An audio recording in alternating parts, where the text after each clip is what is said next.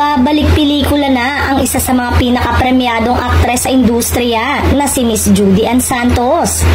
Excited ang lahat dahil muli na namang magbabalik sa big screen para sa isang horror movie na pinamagatang Espantaho. Sa pagkakaalam ay ilang araw nang nagsushoot ng horror movie na Espantaho.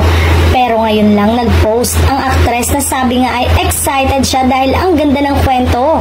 Lalo't si Direk Chito Ronyo pa ang direktor na ang forte ay horror films.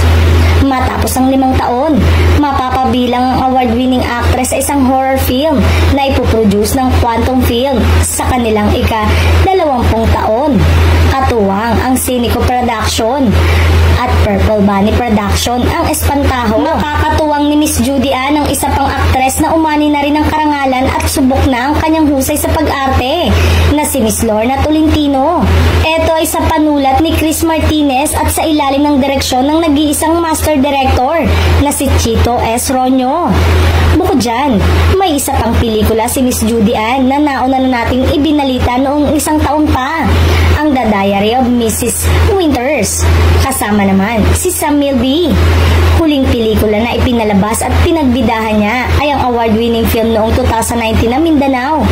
Kaya, abangers ang supporters at friends ni Juday kung pang MMFF 2024 ang Espantaho. At naniniwala din magiging blockbuster ito dahil kilala naman ang record ni Direk Chito pagdating sa horror films.